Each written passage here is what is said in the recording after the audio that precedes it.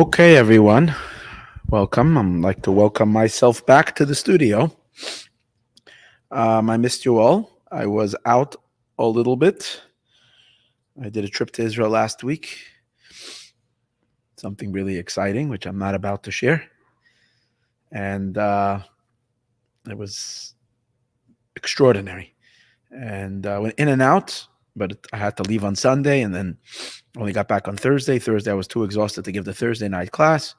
So there was no classes last week, but we're back now. And we had big miracles this week in Israel. Huge miracles on Saturday night, Matzah Shabbos. To have 331 or maybe even more drones, ballistic missiles, cruise missiles, one of the largest missile attacks in modern history, come to a tiny little country from and such fury and such might. I think there were 60 tons of explosives. A ton is a lot. Coming at Israel. It was meant to do a lot of damage. A lot of damage.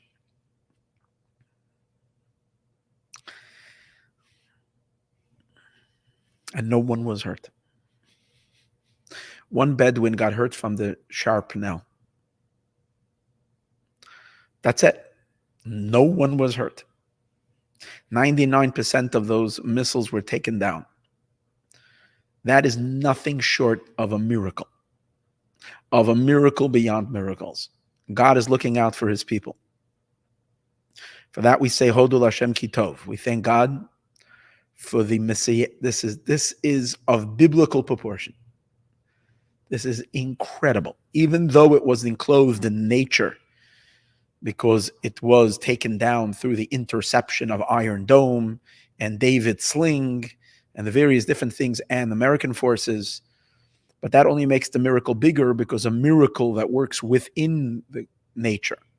Because usually when you have these protections and these systems, they work to a certain degree, but they have so much fallacy and there's so much possibility for failure.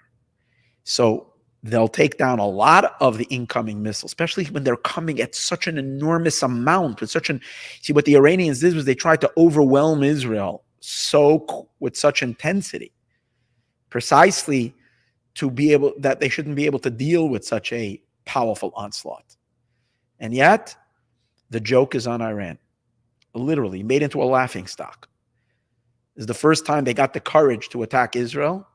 They meant to deliver a devastating blow, and every single missile was taken down. And we know that the miracles that are enclosed in nature come from a much higher source than miracles that are outside of nature. So if, and even if there would have been, minor casualties, that would still be a miracle. An attack like this could, God forbid, leave hundreds dead, if not thousands.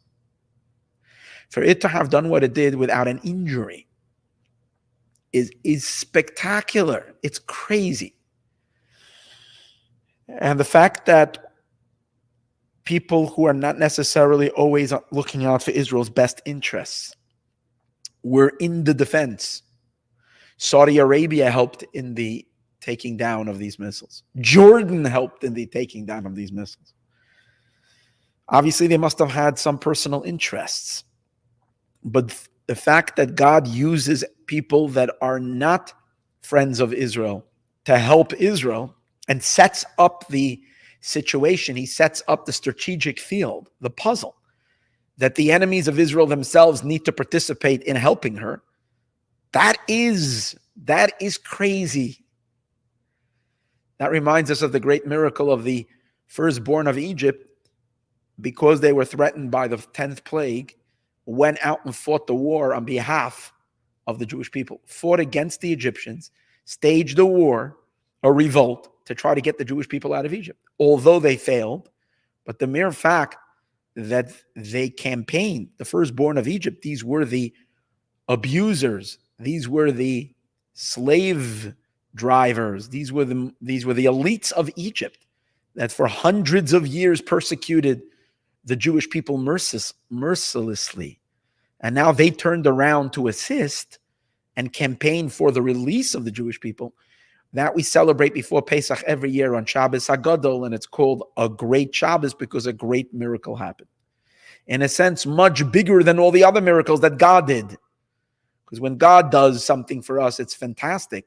But when God makes the enemy himself turn around, that's messianic. That is futuristic. So there is no question that the great and grand redemption is upon us. And when we see these miracles, we really got to get super excited. So make sure to thank God. Make sure to say hallelujah. One day, this will be listed as one of the greatest miracles for Israel, probably out of all time. This was no small thing. No small thing. I'm doing one over here in Los Angeles. We're going to have an evening of song and dance coming up Wednesday night, music, food. We're going to be singing and dancing away just to praise God. Because what happens is whenever there is a calamity, whenever there is a terrorist attack, whenever there is a successful act of terrorism, of that God forbid hurts people, we are awakened, we come running to the synagogues, to the shuls, and we cry out and we beg God have mercy. Why didn't you save us? And when he does save us, we're sleeping. That doesn't make any sense to me. So we really got to show up for singing and dancing this Wednesday night. If you're in Los Angeles, come join us at Mayan, starting at 8 p.m.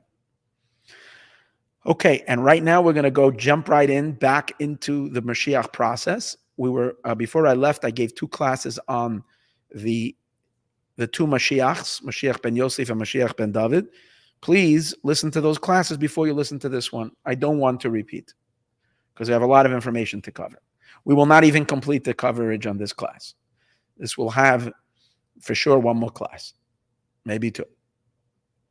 But when the time we're done, this is fantastic. This is fantastic. So we're working our way through. Just a brief review.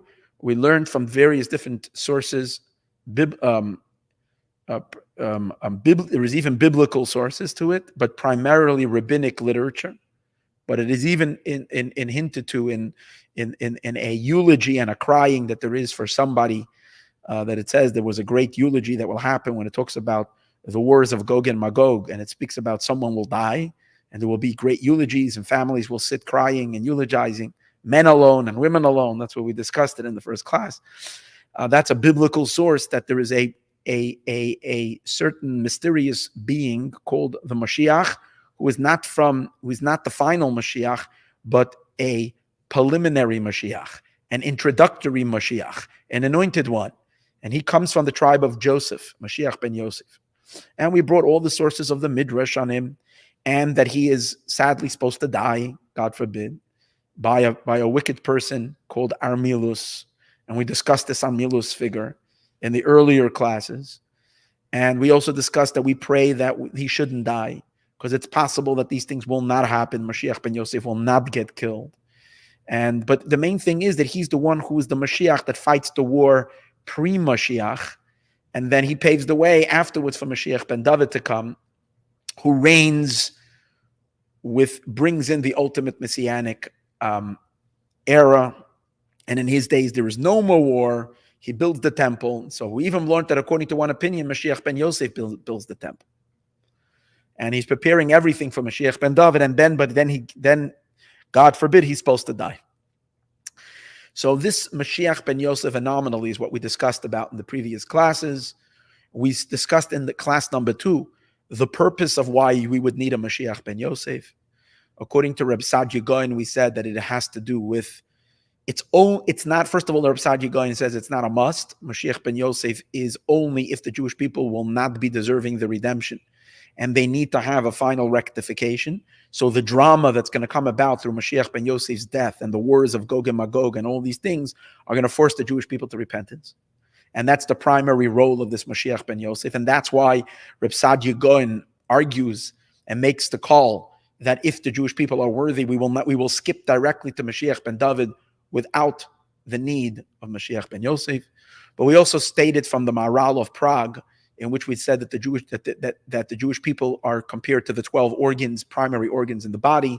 And in the organs of the body, there's the heart and the brain, which are the two king organs. That's why the Jewish people have two kingdoms, the kingdom of David and the kingdom of Yosef. But the heart is not the ultimate king. The heart is only a preliminary king and paves the way for the ultimate king, which will be the kingdom of David.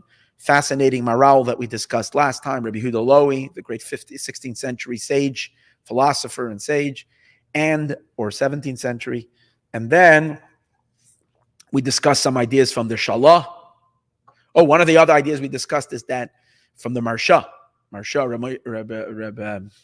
was the Marsha's name? Reb Shmuel Edelis, great commentary on the Talmud, in which he describes that Moshiach ben Yosef's main role is to fight the wars against Esau, against Edom, against Esav, and the power to defeat Esav was given to Joseph, not to the descendants of Yehuda. And that's why we need Yosef's Moshiach to be the warrior, to fight the battles against Amalek. Amalek is from the descendants of, and that's the main purpose of Mashiach ben Yosef. Okay, so these were part of what we learned. And then finally we learned another idea is that Mashiach ben Yosef comes in the end to rectify a breach and a break that was there from the early time of the Jewish kingdom. When King David was appointed, when David HaMelech was appointed and given the reign, the rulership, his monarchy, his line of kings lasted only for 2 generations. At the time it came to King David's grandson, Rechavam, who was King Solomon's son, there was a breakaway and a tear in the Jewish empire, and a descendant of Joseph grabbed the throne and created a competition, and there became 2 kingdoms, the northern kingdom and the southern kingdom. The northern kingdom was the kingdom of Israel, which separated from the kingdom of Judah, and who was led by Yeravam ben Nevat, who was from the tribe of Ephraim. Ephraim is the son of Joseph. And thereby, there was a breach in the kingdom. It was meant to be, it was supposed to be, but yet it needs to be repaired. And when is it repaired? It's repaired by Mashiach ben Yosef coming to pave the way for Mashiach ben David, and he sacrifices his life for Mashiach ben David. He lays his neck on the line in order to establish, and literally dies in order to establish the Davidic Empire. And as I was telling you from the Shalah, the great Kabbalist Rabbi Shaya Horowitz, in which he describes, according to that, how Joseph was appeasing the brothers after he reconciled with them. And when he was telling them, I'm king now, I know you're bowing down to me, but please understand that my kingdom is really here now. I'm here to prepare the ultimate kingdom for you guys. I'm just the initiator and the starter. And in his words, he was hinting to his persona being in this world, not just once, but a few times. Joseph, that his great-great-grandson will be a Mashiach ben Yosef, who will have Joseph's energy, and he is also coming before, because remember, we learned from the Shalah that when the Jews crossed the sea, Haisa Yehuda lekacho, Yehuda was restored to its prominence. During the time of exile, Joseph was the power. He was the leader of the Jewish people during the time of exile. But once we crossed the sea, it was restored to Yehuda. But over there, you see how it has to go from Joseph, then to Yehuda. From Yosef, and then to Yehuda. So similar to that, in the end times, it will also follow the same pattern. Mashiach ben Yosef will be a stepping stone for Mashiach ben David. The last thing, however, we were learning, I brought you from the Siddur of the Ari, that when we say the words V'chisei David and the throne of David, Avdecha Mehera B'Seichet Tochen, the holy Ari, Rabbi Yitzchak Luria, the great Kabbalist, instructed his students when he was at, remember, all these things are coming back to me, I forgot the class, but now that we're repeating it, it's coming back to me, when he was at the gravesite of Shmai and Naftalion, which were the 2 great rabbis before Hillel and Shammai. They were actually converts, or they came from converts. And when he was at their gravesite, the Arizal, who came 1,000 years after they passed away, or maybe more, And he was able to communicate with these great sages because he was the great Ari. And he said, I heard from them that please, please, please, when you pray, have in mind, he told the students, when you say in the Shmona Esrei, when you pray, V'chisei Dovid during the prayer regarding the city of Jerusalem, V'chisei Dovid Avdecha, and the throne of David, he said to him, Mehera b'seicha tachin, he said, you should pray for the success, that Mashiach ben Yosef should not die. Remember? That's what we did. Okay. Now that I brought you up to speed, I mentioned to you that we will start exploring in this class the concept and the idea that perhaps these two Moshiachs don't have to be two people, but it can be the same person and two stages in his life. Okay? That's where I told you we were going to go with this, and here is where we're actually going to step into that place. So first, I'd like to mention to you a letter from the Lubavitcher Rebbe, a letter that I mentioned in the class that I gave on Gog and Magog a while ago. This was before we started with Moshiach ben Yosef. It's actually the class that inspired that I should do the Moshiach ben Yosef and Moshiach ben David class. So in the class that we did call the War of Gog and Magog, over there we discussed that the Rebbe brings the concept of he questions, when is the War of Gog and Magog going to happen? Is it, and he brings that the one place it implies that it's going to be before Mashiach comes, and the other place it implies after Mashiach comes. And the Rebbe resolves it by saying that it's going to be in the beginning of the days of Mashiach, which is in the days of Mashiach ben Yosef. That the war of Gog and Magog takes place in the days of Mashiach ben Yosef, but Mashiach ben David is going to be already the full culmination of Mashiach comes after Gog and Magog, which is the revelation of Mashiach ben David. But then the Rebbe questions, and he says, but if you look in Maimonides, there's not a word about Mashiach ben Yosef. There's not a word. How come? And by the way, it's not the Rebbe's only question. The Rebbe's was not the first one. The Lubavitcher Rebbe was not the first one to notice it. Earlier commentators asked the question, what happened with Maimonides? How come Maimonides just absolutely ignores the whole concept of a Mashiach ben Yosef coming? But the Rebbe answers, and the Rebbe says, "V'niren," it applies from the Rambam, "Shekol zeh yaseh Moshiach ben David."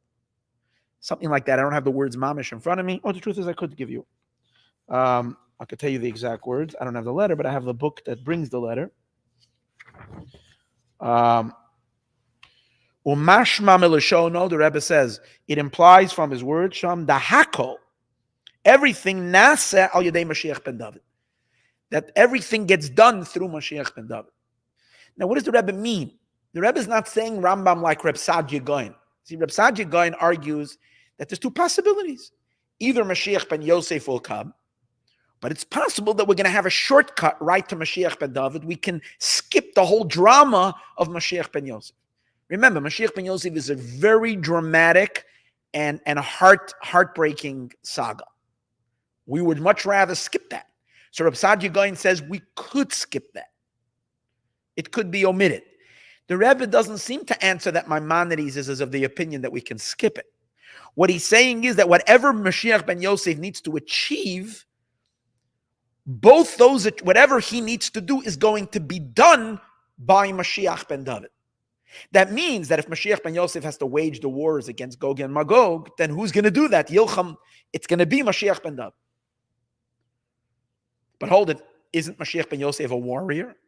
Well, if you look in Rambam, you see that the Rambam talks about Mashiach ben David also as a warrior. Because the Rambam says that there is the early times of Mashiach that he's fighting battles. So that's really a Mashiach ben Yosef phenomenon. And who is doing it? According to Rambam, Mashiach ben David. So you see the Rebbe is implying that the role of Mashiach ben Yosef could be done by Mashiach ben David. What does that mean? That the same person will have both roles. His initial original appearance and his initial original activities are going to be powered by Yosef, by the energies of the Joseph powers, the Joseph kingship, as we shall later explore what that is. But then he will evolve into a much higher state where he himself will become Mashiach ben David. What does that mean? So on the very simplest of levels, he will be a grandson both of Yosef and of David. Now, which, by the way, is not such a hard thing to understand because we are all grandchildren of all the Shvatim, probably, of all the tribes. That's why we know right now, during the month of Nisan, every day we say a parsha of Anasi, the portion of the princes, the first 12 days of the month of Nisan, the princes sacrificed every day, brought special offerings for the inauguration of the temple. And during those inaugurations, so we every day we say the portion. It's a minhag. It's a custom. Every day after the Shachris, after the morning prayers, we read those verses in the Bible and the Chumash that discuss the sacrifice. And then those sacrifices of that particular tribe. And then we say a short prayer called the Yehi Ratzon, let it be the will. In that prayer, we say that if your servant, referring to ourselves, is from the tribe of so-and-so, let's say today was the tribe of Ephraim, of Yosef. So we say, if your servant, referring to ourselves, is of the tribe of Ephraim, let it be considered as if we offered, let the energies of this tribe, of the leader of the tribe, and the blessings associated with it illuminate my soul. But the question is, okay, most people don't know from which tribe they are, because we, in the long exile, we've kind of lost our lineage, so things got confused. We don't know. But for myself, for instance, I'm a Kohen, so I know definitely I'm from the tribe of Levi. So if I'm from the tribe of Levi, then I shouldn't say it. Actually, Levi didn't offer at all, so I wouldn't say any of them, because Levi was the only tribe that didn't participate in the inauguration. God says to him, "You'll do something even greater. You'll light the menorah." It says to Aaron. But the offerings of the inauguration were not done by Shevet Levi. So why am I saying it? So in the Hayom Yom from the Lubavitcher Rebbe, where he has a short teaching of every day, a few days ago on the first day of Nisan, it says he brings there from the Rebbe Rashab that the Rebbe Rashab said he instructed his brother-in-law who was a Kohen to say the Yehi Ratzon, to say and say this prayer. Because he says, the soul, it is connected to certain pregnancies of the soul. What does that mean? That sometimes soul become impregnated with other parts of other souls. So even if you might be a Kohen, that's the overall general state of your soul, but you could have little pieces and energies from other souls, from other tribes, and you want to activate those spiritual qualities. So we're not a straight bourbon, we are a blend. And we have all kinds of features. And in addition to that, we're all mixed with different grandparents. And even if from paternally, we might be from one tribe, which our tribe follows our paternal ancestry. From our maternal ancestry, we can be from another tribe. And think about that through all our ancestors, each one through the various different marriages, the gene pool, we come from all of them, from so many. So we say the Yeratz. And so it wouldn't be, what's it called again? It wouldn't be hard to understand that the same person contains the DNA in his soul of Joseph and of David. It's just that during the time of his Joseph reign, his energies are he's drawing from the powers of Joseph in his soul.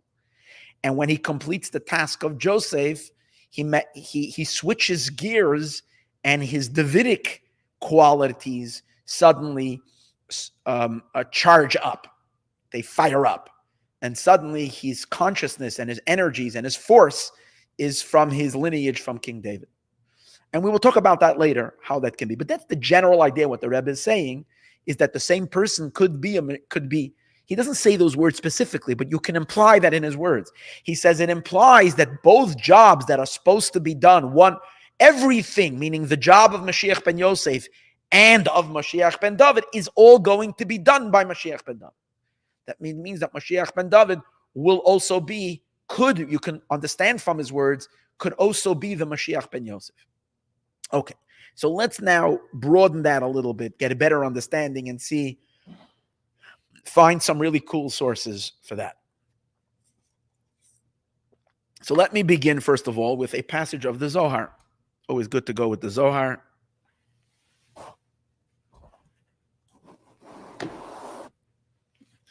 This is a Zohar in the beginning of the book of Zohar, in the book of Genesis, Bereshis, page 25 in the Zohar. This is right in Parshas Bereshis, in the Parsha of Daf Chaf Hey. Okay? So it says like this, Davar Achav v'chol siach hasad, okay? I'm not going to skip. V'raza demila, and the secret of the matter is, he brings the verse in Parshas Vayechi. In Parshas Vayechi, it mentions when God is blessed. When Jacob is on his I don't want to say deathbed, because Jacob doesn't pass away, even though it seems like he passed away, but when he was saying goodbye to his children physically. So it says over there that he blessed all his children. The biggest blessings he saves for the tribe of Judah. Judah and Joseph get clearly the winners, the favorites. It's interesting. Yehuda and Yosef are clearly the favorites of Yaakov, and they get the great. Now, it's obviously not because it was his favorites; it's because they are divinely ordained for the greatest roles. So he says to Shavit, to the tribe of to Judah, his son, Lo Yasser Shavit mi Yehuda, a ruling power will never be removed from Judah. That means kingship is yours forever. And then he says, Mechaykek, and a lawgiver, mibein raglav, from between your legs. That means you will always have lawgivers coming from you. That means great rabbis who decide the law will be from your descendants, and also the great ruler, the kings. And from here, it's the first time we see kingship is given to Judah. Now, the Zohar comments on Lo Yasser Shavit mi Yehuda, the ruling power will never go away from Yehuda. This is alluding to Da Moshiach ben Dovid. That's Moshiach ben Dovid. That means Jacob is already envisioning the end of days way back then, and he's blessing his son Yehuda, his fourth son, that from you will come Moshiach ben Dovid, the great Messiah. And a lawgiver from between your legs. Who is that? Da Moshiach ben Yosef. That's Moshiach ben Yosef. But hold it. This is the Messiah, the descendant of Joseph. But if this is a Messiah coming from Joseph, if this is a Moshiach, the son of Joseph, of Yosef, this should be in the blessings of Yosef, not in the blessings of Yehuda. From this, that the blessing is being given to Yehuda, that it will not depart from him, a lawgiver, which is referring to Mashiach ben Yosef. So the Zohar is already leaving room for the concept, for the idea that even the Mashiach ben Yosef is going to be a grandson of Yehuda. So there's a cross genetics over here. That Yehuda, that the Mashiach ben Yosef is also a Davidic grandson, or from the tribe of Yehuda.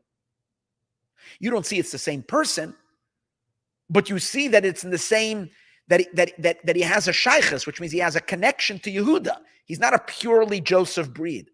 He might even be a full descendant of Yehuda. Might not even be from his paternal grandfather, even from Yosef. Maybe it's a maternal connection. I don't know. But from the Zohar's words over here, it seems to place Joseph's card in Yehuda's pile, right? In Yehuda's pocket. Okay, so this is one source. Another interesting source is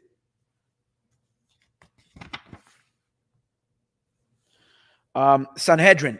The Talmud says in Masechta Sanhedrin, page 94. I have a lot of books piled up over here, but I didn't bring the Sanhedrin. I looked it up, but I didn't look it up last week. But I'm going to trust, because I looked it up, I can say that I looked it up. I don't like to trust what it says. Always need to check myself. So in Sanhedrin, but I did check this up. The Talmud says in page 94, first side, that Bikesh HaKadosh Baruch Hu lasses Chizkiyahu Mashiach. One of the descendants, one of the kings of Judea was Chizkiyahu. He was a very righteous king. He was the grandson of King David. God wanted to make him the Messiah, make him Moshiach. Chizkiyahu HaMelech. In the end, he didn't give him. Now, by the way, it's connected to something that I just mentioned earlier. The reason Hashem did not give Chizkiyahu, and God wanted to make Sancherib, who came up with laid siege on Jerusalem, exactly like Iran, and said, I'm just going to throw some missiles over and I'm going to kill them all. That's exactly what Sancherib said. And God took his entire armies down in one night by having the angels sing songs and open their ears to hear the angels, and they all died. That's how God did things back then. Now God works through David's slingshot, Iron Dome. These are the angels, because the angels just metamorphosized into this world to protect Israel, to protect the Jewish people. But in any case, it says that Sancherib was supposed to be Gog and Magog, which would have been the final battle, and Chizkiyahu would have been Moshiach. You know why Chizkiyahu forfeited it not to be Moshiach? You know why? Because the angels complained, and they said, a man who saw such a miracle happen, such a stunning defeat of his enemies. And Chizkiyahu didn't even go to war. He said, he told God, I'm going to sleep, you take care of them. Which was really cool, because it says that Chizkiyahu had such trust in God that he was able to fall asleep. Imagine the next morning, the army is supposed to come in and literally slaughter everybody in your country. And what does the king say? I'm going to sleep, I'm tired. God, take care of the problem. He says the Shema, goes to bed, and actually falls asleep. That's pretty awesome. But in any case, so he witnessed such a miracle, and the angel said he didn't sing a song of praise to thank you. You're going to make him Moshiach? And because of that, he was not Moshiach, because he did not sing to thank God. So that's why it is so important that when God provided for us the miracle this week, that we sing for it. We say Hallel. We're not allowed to say the official Hallel, but we really need to do this. So again, this is an invite. Everybody come sing and dance with us on Wednesday night. In any case, so on this statement, which it says that God wanted to make Chizkiyahu Moshiach, there is a commentary by the Ari. There is a sefer, which I don't have the sefer, and I tried looking for it online and I couldn't find it. Which means I saw that I can purchase the book, but I tried to get a wiki text. I tried to be able to read the actual book online, and I couldn't. So there's a book by the Ari called, it's not by the Ari, but it's teachings from the Ari from the great Kabbalist, the Ari on Shas. It's called Lekutei Hashas Meharizal. Teachings of the Hari on the Talmud.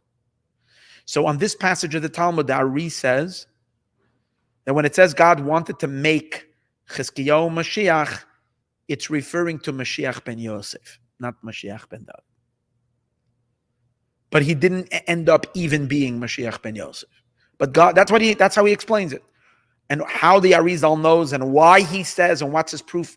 Again, maybe if I would have the source, I would be able to look up how he comes to that conclusion, that what the Talmud means is only Mashiach ben Yosef, not Mashiach ben Dovid. But the Arizal doesn't have to explain himself. If the Arizal says so, we accept it, because the Arizal is the incontestable greatest Kabbalist. So that's what he says, that God wanted to make Chizkiyahu Mashiach ben Yosef. But hold it, Chizkiyahu is one of the Davidic kings. What's a Davidic king doing as Mashiach ben Yosef? If anything, the competitor, the one who lives in the north, who's the king, he can be Mashiach ben Yosef, but not Chizkiyahu. He's actually the king of the south. He's from the Davidic kingdom, which is in competition with the Joseph kingdom. And yet, the Arizal says that God wanted to make Chizkiyahu Mashiach ben Yosef. So you see another proof that Mashiach ben Yosef could be a king from the house of David, which would further imply that the very Moshiach himself, who ends up being Mashiach ben Dovid, could also be Mashiach ben Yosef. Pretty good proof, no?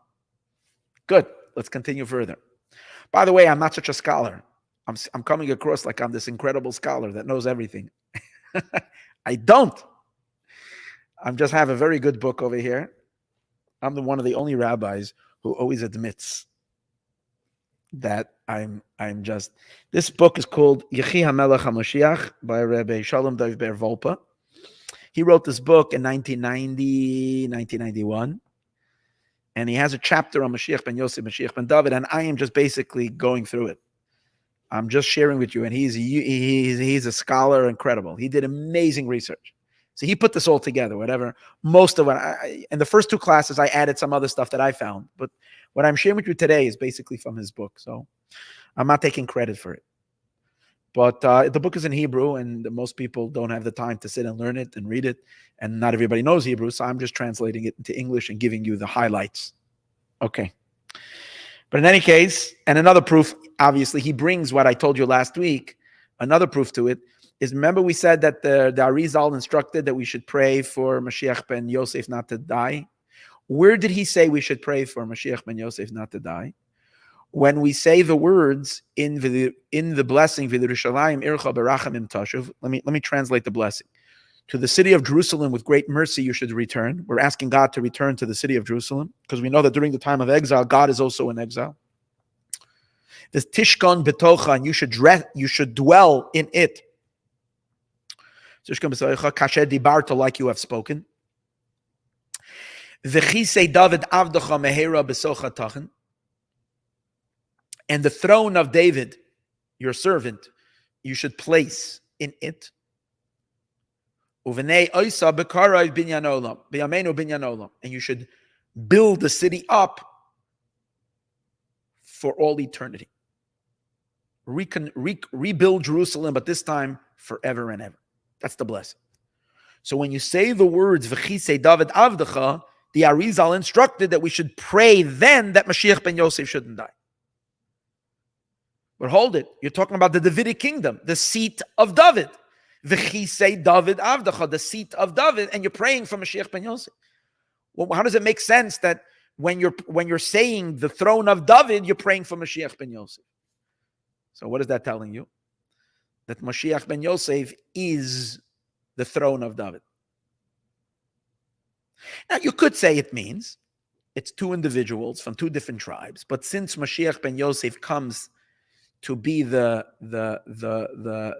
pave the way for Mashiach ben David, it's as if he is the throne. In other words, he's the seat, and on top of him comes Mashiach ben David and sits down. He ascends the throne because of the work that was done by Mashiach ben Yosef. Yeah, you could interpret that. But it's still interesting that you would say V'chisei David, the throne of David, and have in mind Mashiach ben Yosef. So this is again implying that it's quite possible that the throne of David is David, or the Davidic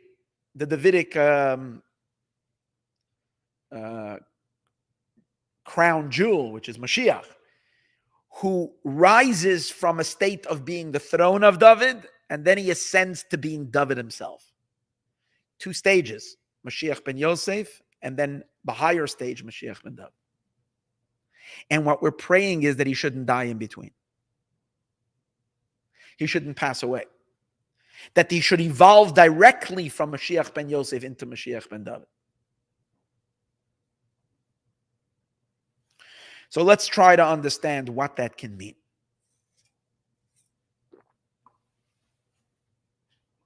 So remember, we began this class quoting the Rambam, Maimonides, most important book on Mashiach, from a halachic perspective.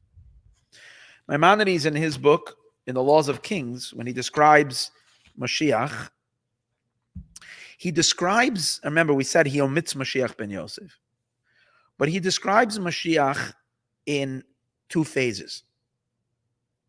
He describes a very charismatic individual who rises as a king of the Jewish people.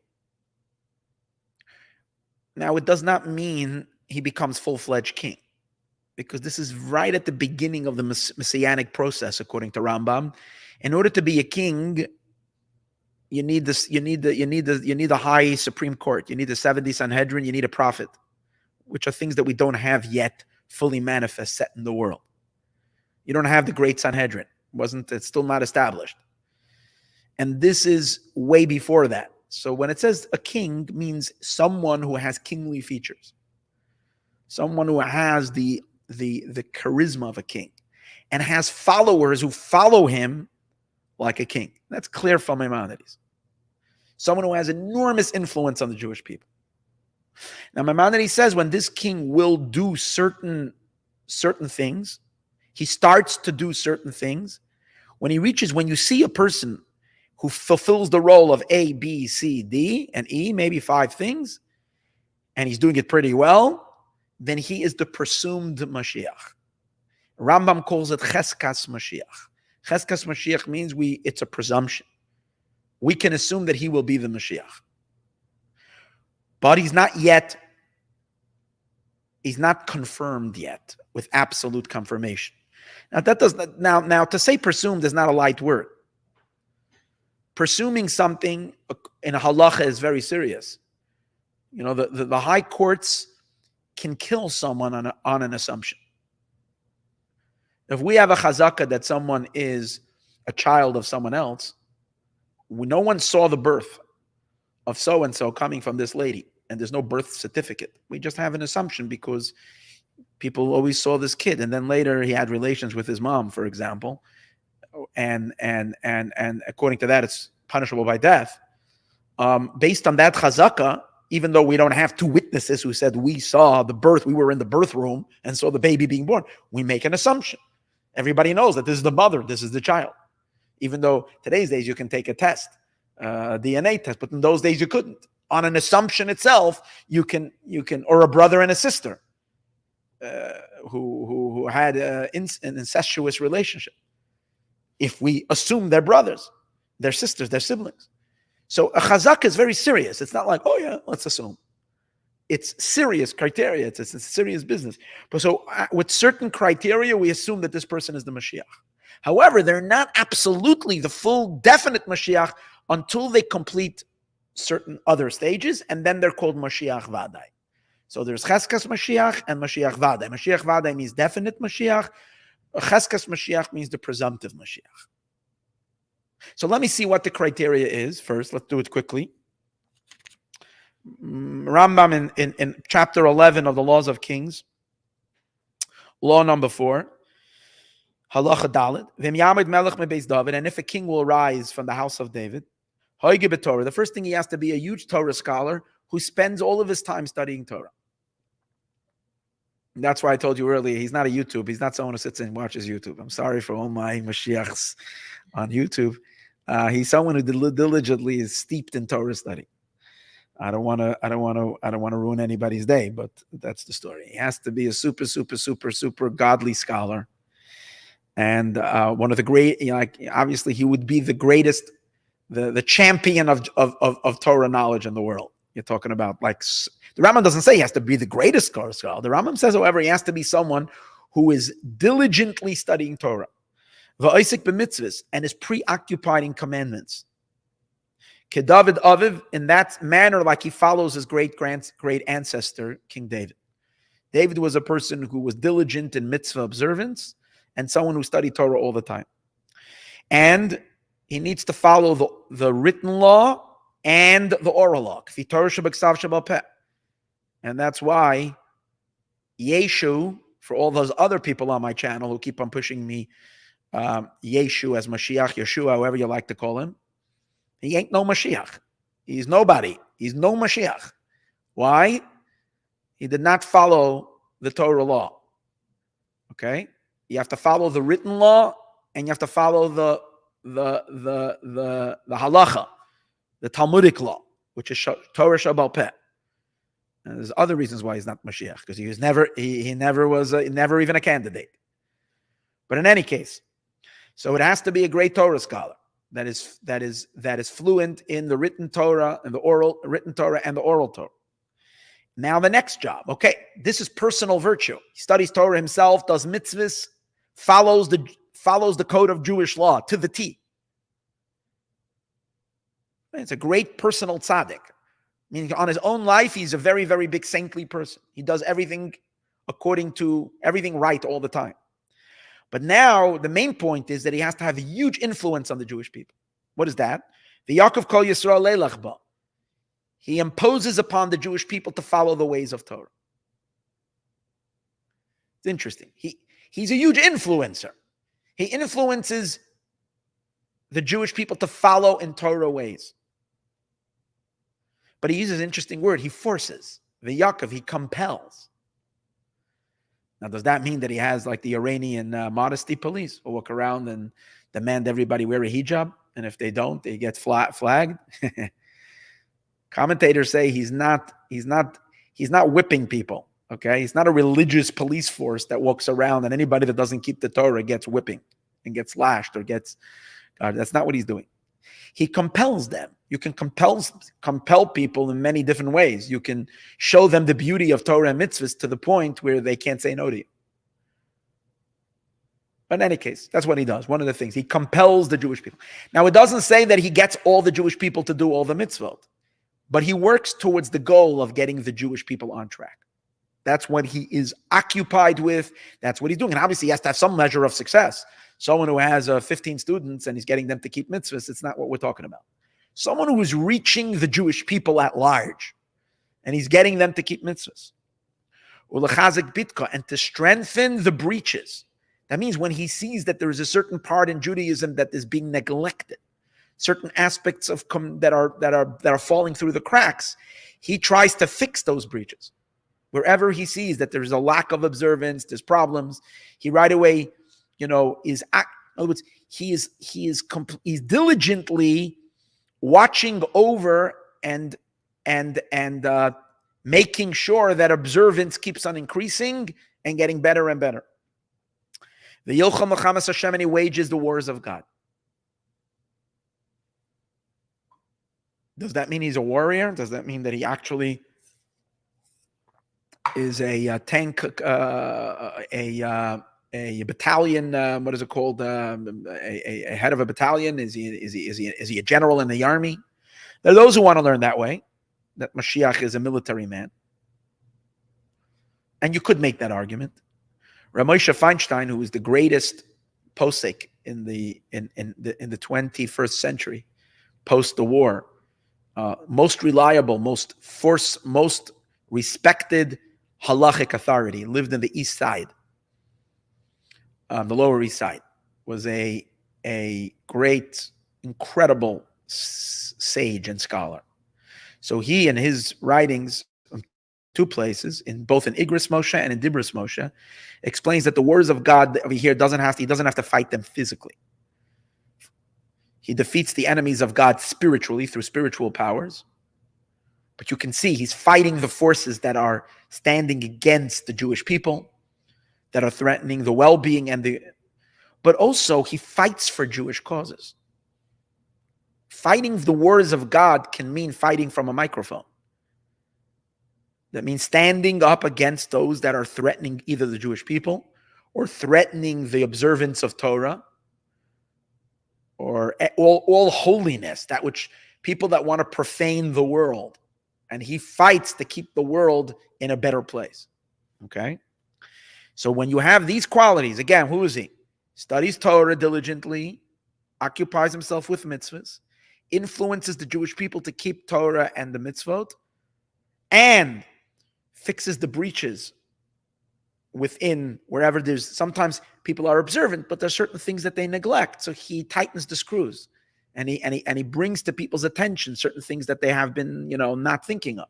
He strengthens those elements amongst the Jewish people, and he's not afraid to voice a forceful opinion and go against the common tide or whatever it is. And fiercely fights for holiness and godly causes.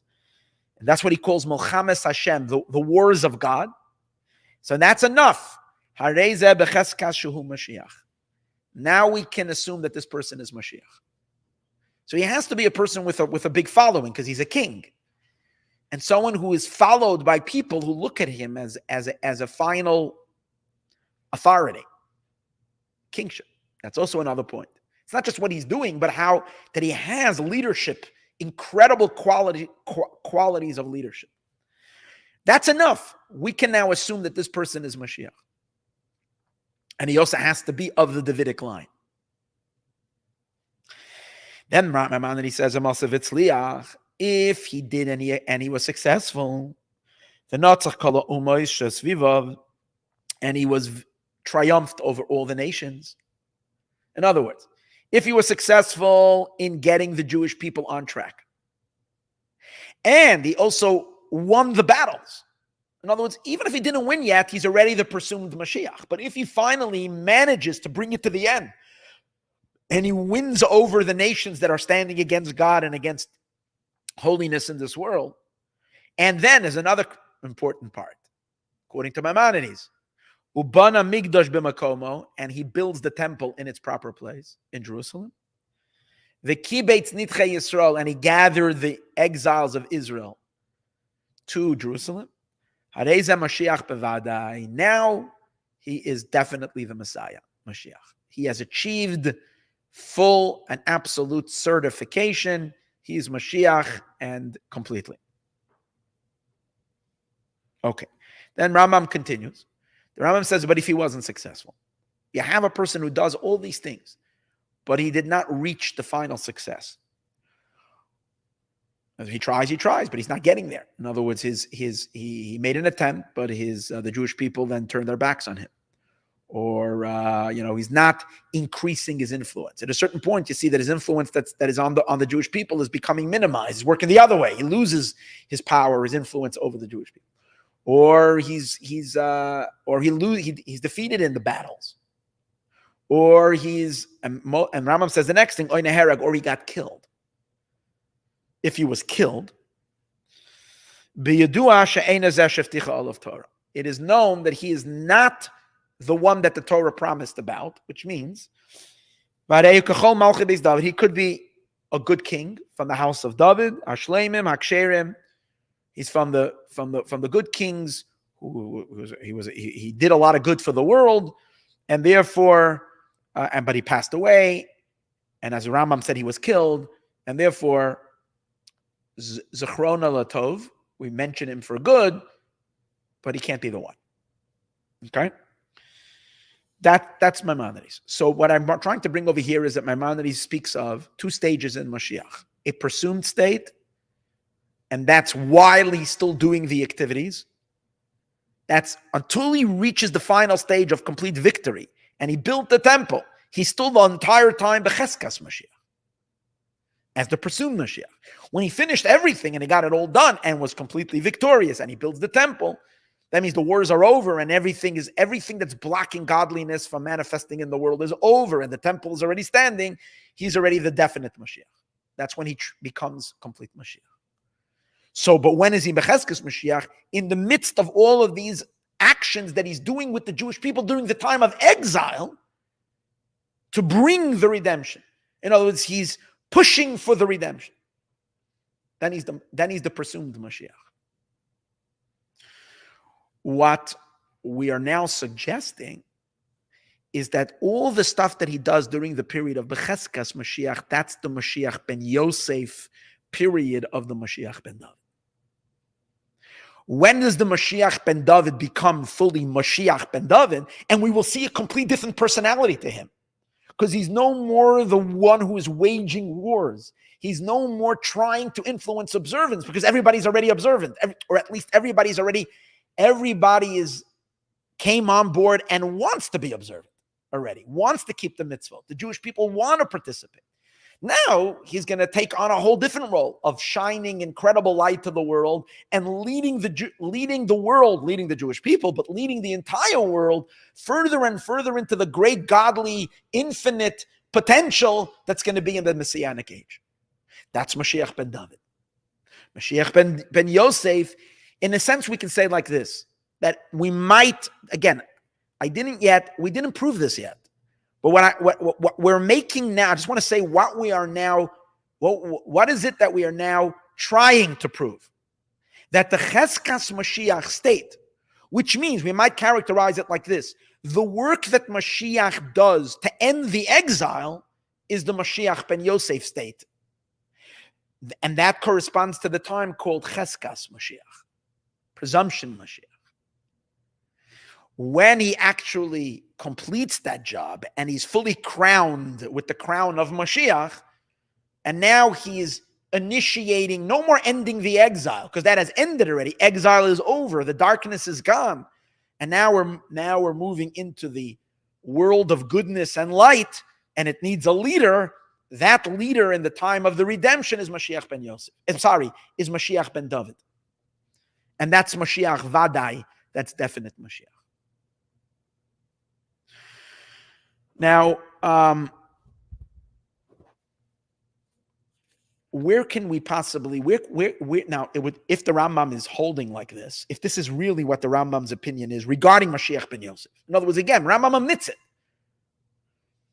Where would the Rambam have taken that concept? How did the Rambam kind of take the Moshiach ben Yosef and slip him into Moshiach ben David and create this new category called Cheskas Mashiach, presumed Mashiach, and really that's the Mashiach ben Yosef. The Rambam is learning, Maimonides is learning, is that's the Midrashic Mashiach ben Yosef is this Cheskas Mashiach period. Where did the Rambam actually take it from?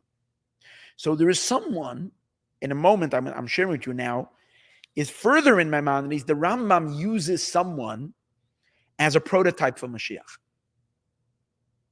Although that person was not Mashiach, but Rambam says we can learn lessons from this individual and see what Mashiach has to do in order to deserve the title Mashiach. So Rambam says, who are we going to follow? Well, let's look in history if there's ever a rabbi who we assumed he was Mashiach in a serious way. So Rambam finds such a figure. His name was Shimon ben Koziva, otherwise known as Bar Kokhba. Bar Kokhba was a great Jewish warrior who lived in the Roman about 70 to 100 years after the destruction of the temple, Second Temple, and he staged a revolt against the Romans. Now, he must have been a giant of a rabbi and a very, very, very great saintly person. Although he was also a literal fighter, a warrior. He was an unbelievable strategic general, military man, and he had enormous physical strength. And even though the Jewish people at that time were outnumbered and outgunned by the Romans, they managed to push the Romans back and deal a terrible blow to the Romans, so much so that the Romans came back with such anger and such viciousness. And the Romans eventually crushed the revolt and killed Bar Kokhba. There's an argument, two opinions, how Bar Kokhba died, either by the Romans or the rabbis killed him. Why? Because Bar Kokhba thought he was Mashiach. Because this was already 70 years into the exile. It was close to the Babylonian exile. The Jewish people got out of the Babylonian exile after 70 years. Little did they know that this exile is going to take close to 2,000 years. So they were already ready to get out of Golis then. Now, if Bar Kokhba thought he was Mashiach, it's one thing. But Rambam says it wasn't Bar Kokhba thought he was Mashiach. Rambam says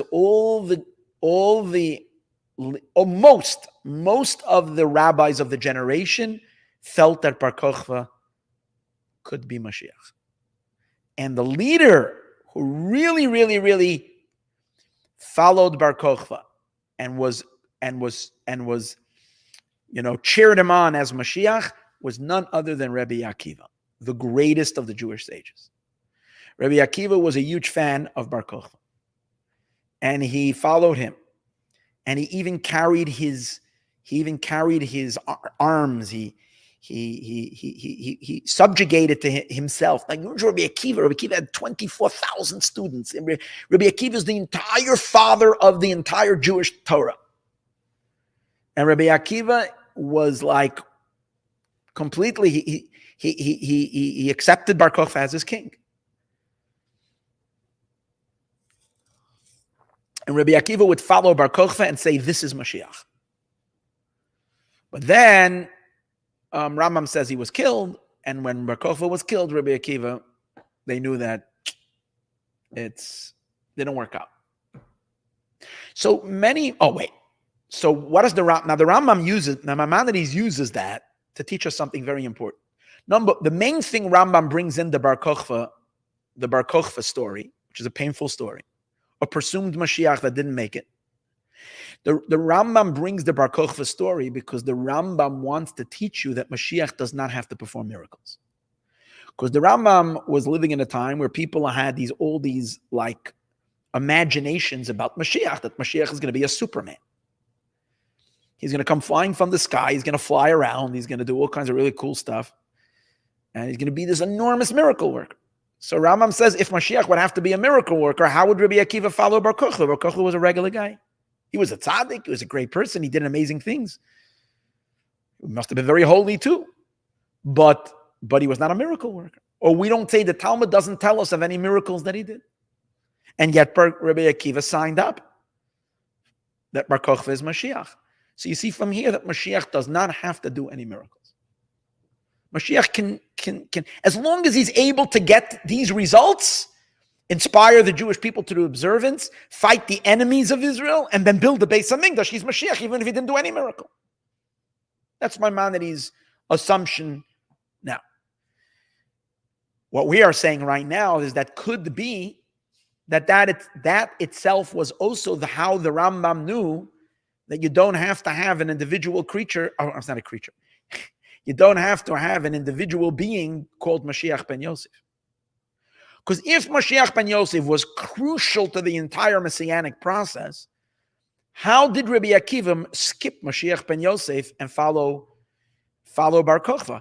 Rabbi Akiva should have said to Bar Kokhba, if you're a Mashiach, where is your announcer? Where is your opening act? Who's coming in before? Where's your opener? Where is Mashiach ben Yosef? We had we were I was on the radio this Matzah Shabbos with Zev Brenner, who does a radio show, and it was me with two other rabbis.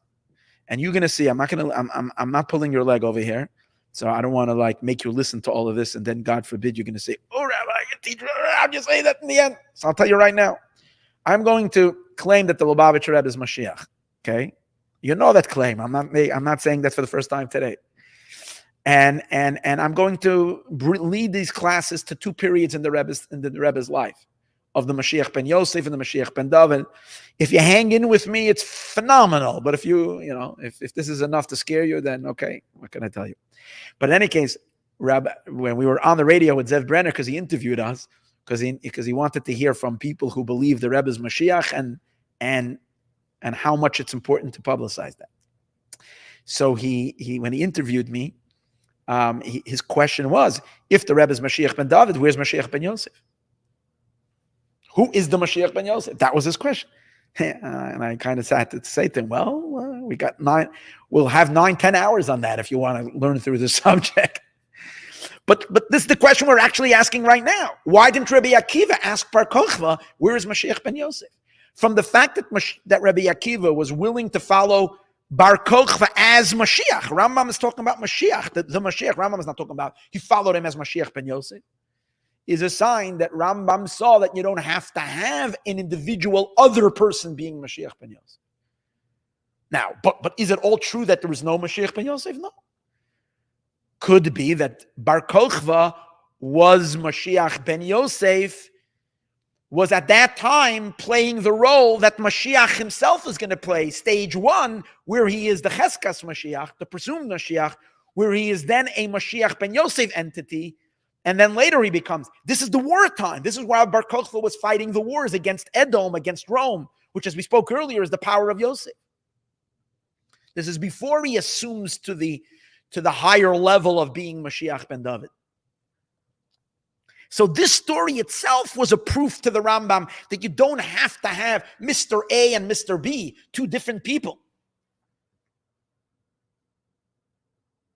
With this, we'll understand an incredible teaching in the Jerusalem Talmud about Rabbi Akiva and Bar Kokhba. So fasten your seatbelts. This is really interesting. So the Jerusalem Talmud relates as follows. In Mesechtes Tainas, in the tractate Tainas, Perek Daled, I think it is. No, I'll tell you where exactly.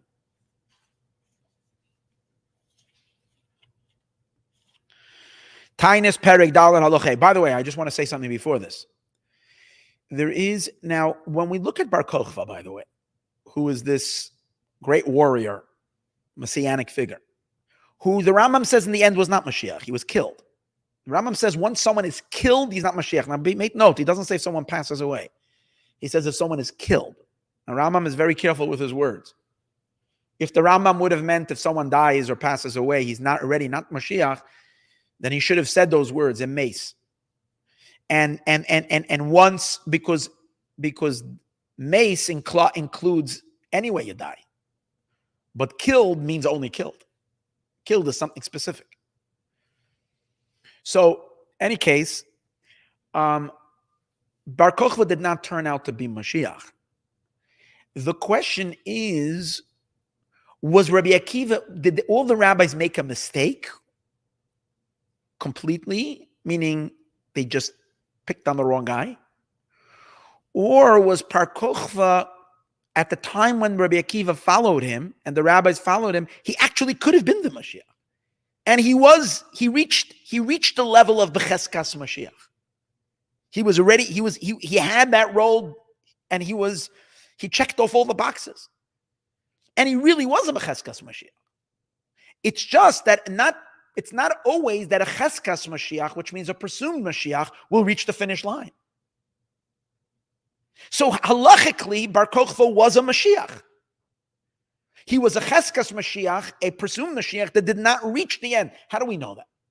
Maybe, because in Rambam it's not clear. Rambam, it just says Rabbi Akiva thought so. So in the end, it turned out it wasn't. So we would say Rabbi Akiva made a mistake. In other words, retroactively, Rabbi Akiva probably should have, God forbid, according to that thought, Rabbi Akiva made a mistake, and he probably should have done some better homework or some better investigation. He shouldn't have rushed so fast, chas v'shalom, God forbid, to say that on Rabbi Akiva, because if you know Rabbi Akiva, he's not someone who just makes mistakes. But even if you want to make that argument, Rabbi Akiva made a mistake and he thought he was Moshiach, turns out that he should never have. Had Rabbi Akiva done some better investigation, it would have been better had he not thought he was Moshiach. You see, a lot of Jews died then. It was, because of all this messianic fervor, it ended up being a failure. It was terrible. So we can say that it was a mistake, a terrible mistake on Rabbi Akiva's part. But that's not true. Bar Kokhba could have been Moshiach. He had qualities of Mashiach, and had the generation been worthy, he would have made it to Mashiach. In other words, he had the messianic soul, he had the charisma, he had those qualities. He was a descendant of King David, he had what it takes. Now, where do I know that from? There is a pirush from the Bartanura, Rabbi Vadya Bartanura. He is the chief commentator on Mishnah. If you learn just Mishnah, not Talmud, just the Mishnah of the Talmud, there's a great commentary from Rabbi Vadya Bartanura. He came obviously from Italy, from Bartanura. Anyways, some of you might be familiar with Bartanura wine, especially before Passover. A lot of people drink wine. Any case, Rabbi Vadya of Bartanura wrote a commentary on the scroll of Ruth, Megillas Rus.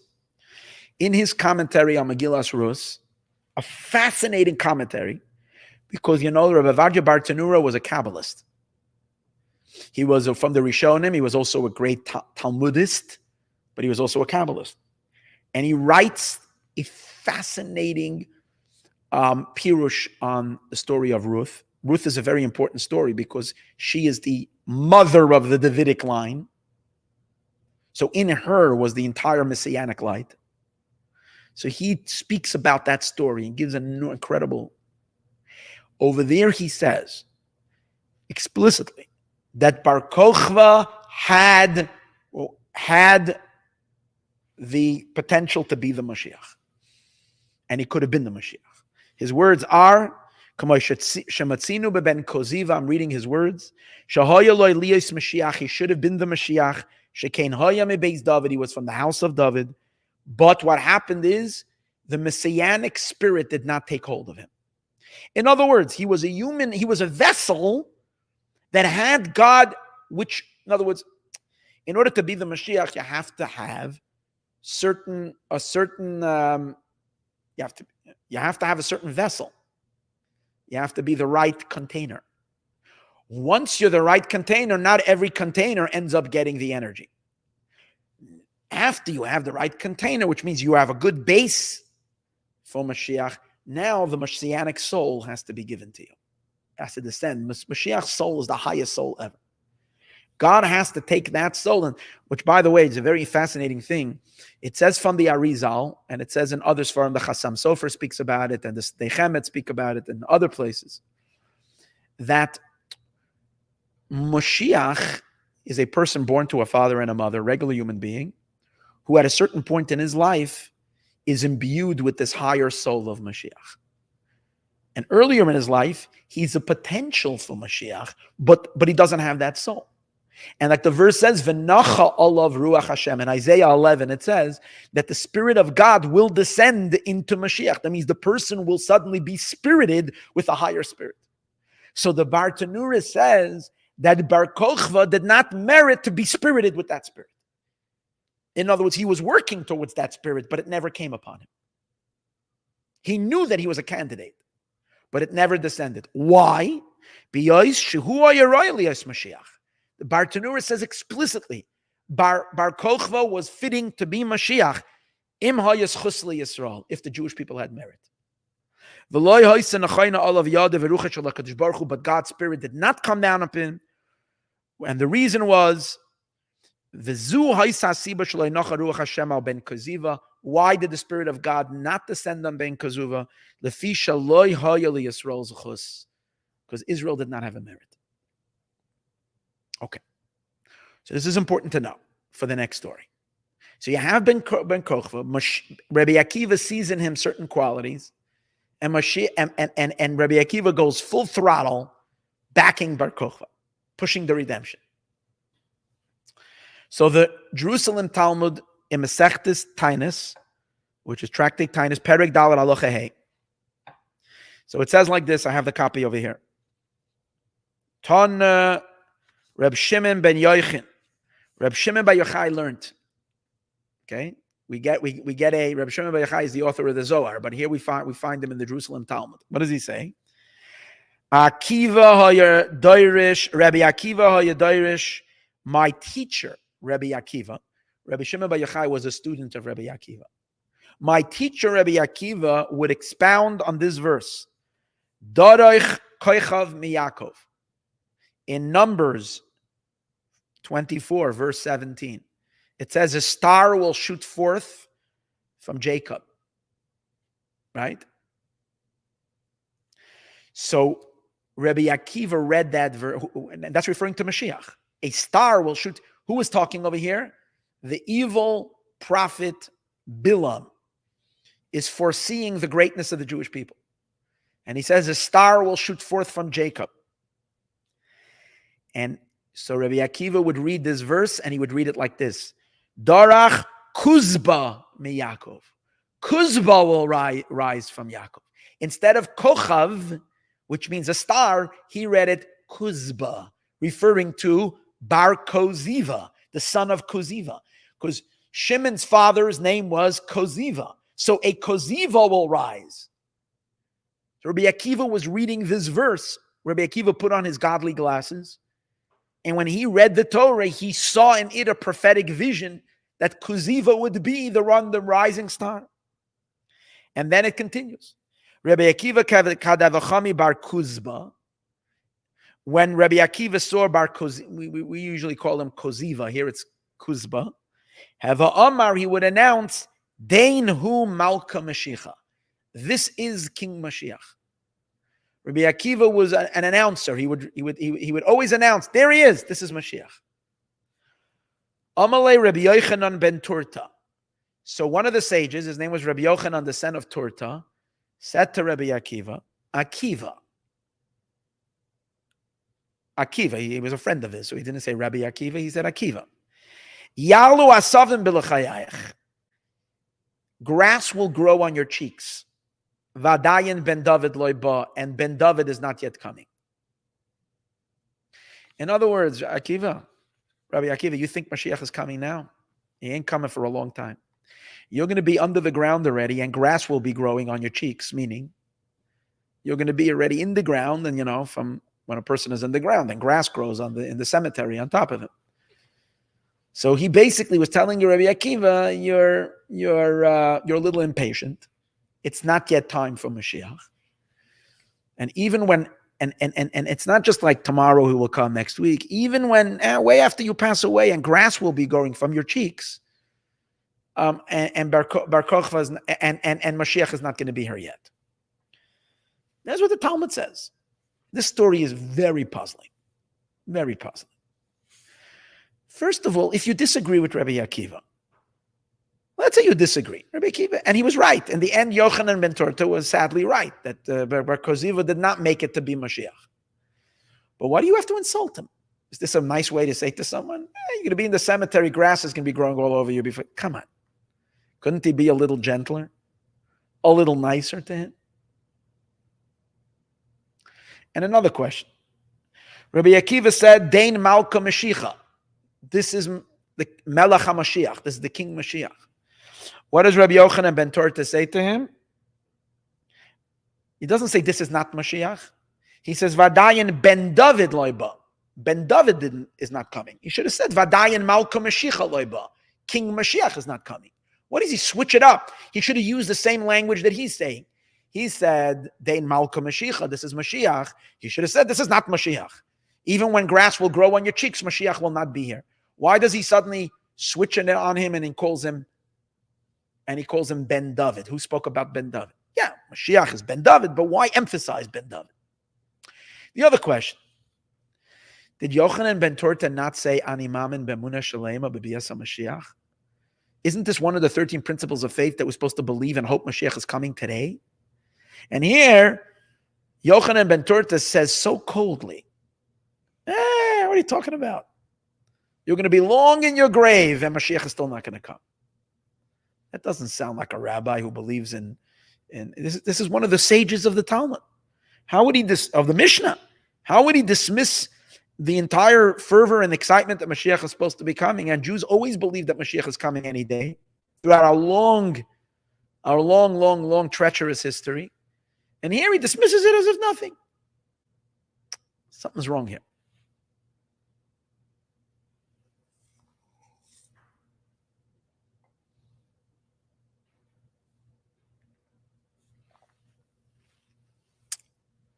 But the answer is phenomenal.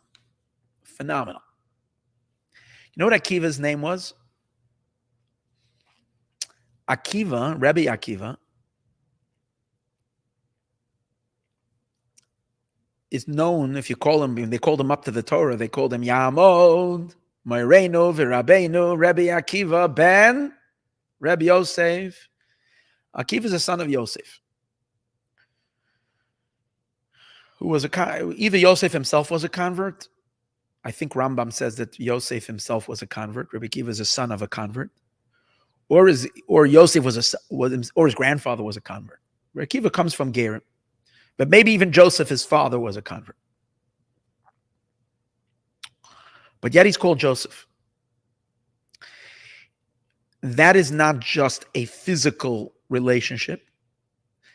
Mystically and spiritually, Rabbi Akiva is plugged into Joseph, the first Joseph. Rabbi Akiva is a manifestation, a soul incarnation of Joseph. Where do we know this from? So I shared with you earlier the book of the Shalah. The Shalah HaKadosh, the great Rabbi Shai Horowitz, great mystic and amazing teacher.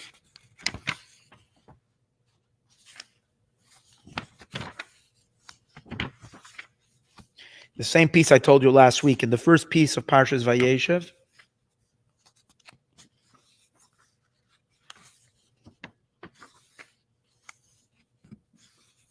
Give me a second over here. Oh. Vishamati, and I heard. This is in the first piece, Shnei Luchas Sabris, Torah Shebiksav. In the beginning of Parshas Vayeshev, this is in Sif Aleph.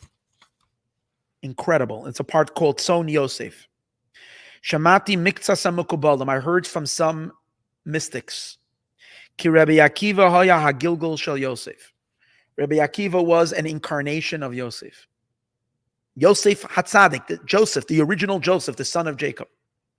Elakach nikra Akiva ben Yosef. That's the real reason why he's called Akiva ben Yosef.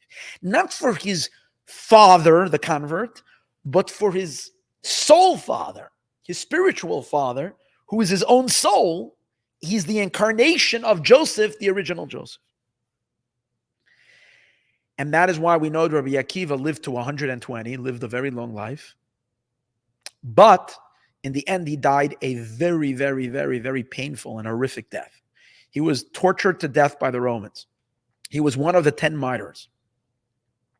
Now, we know the 10 martyrs were an atonement for the tribes, the 10 tribes selling Joseph. When the 10 tribes sold Joseph, their brother, as a slave, there was a decree made upon them that they have to die. But it was pushed off for generations. All those 10 tribes came, according to the mystics, in a reincarnation into this world. And over how many years later? Almost about, let me see, 3.5, what is it? About 1,700 years later, again, give or take, I'm not exactly sure, but something like 1,700 years later, they came all back into this world as the 10 greatest rabbis after the Romans destroyed the temple. It was at that period, at the onset of this terrible exile, and they were murdered, those 10, by the Romans. Each one tortured to death. It was a horrible time. Rabbi Akiva is one of those. They combed his body with metal combs. They ripped his skin off his body. Rabbi Akiva was saying the Shema while it was happening. And he was in ecstasy and bliss. And they said to him, "What's with you? You're dying a horrific death." And he said, "I'm waiting my whole life for the moment that I can sanctify God's name. This is like what I've been waiting for. I just hit the lottery." He literally was so tuned into God. We don't even understand what kind of people we're talking about. Their devotion, their holiness. In any case, the question everybody asks is, there were only 9 brothers who sold Yosef, not 10. Because Reuven went away. Reuven stepped away, it says, because that's why he comes back and he says, "Where's my brother Yosef?" He goes to the pit and says, "Joseph isn't there." Reuven wasn't there. Benjamin wasn't either there. He was a little boy. He was home. So you take away Benjamin, you take away the 12 brothers. You take Benjamin and Reuven away from the 12, you're left with 10. And Joseph. Joseph is one of them. So there's only 9 other brothers. So why did 10 people have to be killed if there's only 9 brothers? So there's 2 answers. One is that Reuven is also counted, even though he wasn't there, because later he agreed to the sale. And other opinions say that Joseph himself is counted as the 10th, because it was his fault that the brothers hated him. He didn't do anything to stop the hatred. He fanned the flames of jealousy by the brothers. He's also accountable. Each one and therefore Joseph also had to come in reincarnation, and he was killed. Who was his representative? Rabbi Akiva. Now, by the way, I'm just going to show you something frightening. Stop for a second. There's a third opinion. The third opinion is the Shekhinah was the 10th. That God was the one who joined along with them. And someone had to die for God's sake. Who was that? Rabbi Akiva. And that's why when he died saying Shema Echad. Yatsa Nishma say Be'echad. His soul went out when he said the word Echad. That's because he died for the one, for the Echad, for Hashem. Almost like an atonement for God for participating. It gives you goosebumps when you hear that statement. But according to some mystics, it was Rabbi Akiva is called Ben Yosef because he is Yosef. Very interesting. To prove this point further, Rabbi Akiva was Joseph. Arizal.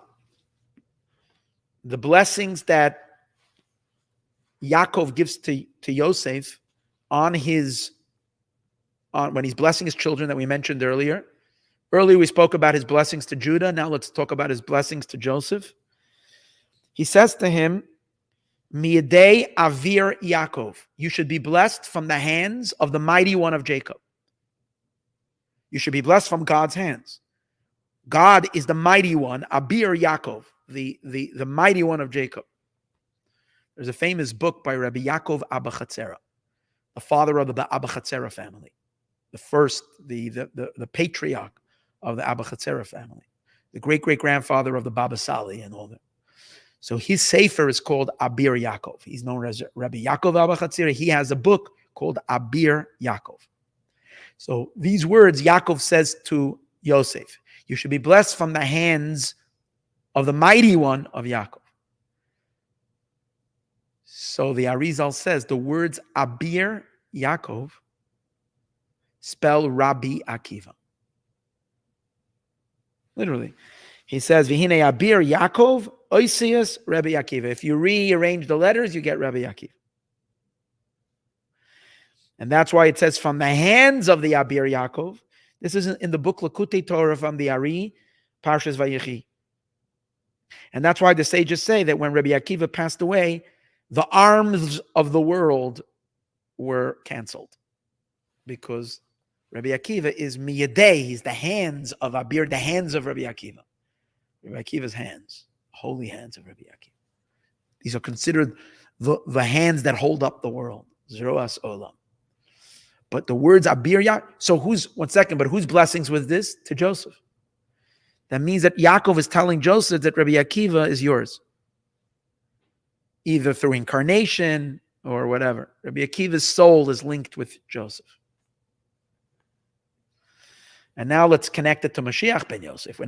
So far we didn't have anything about Moshiach ben Yosef, we just have Yosef.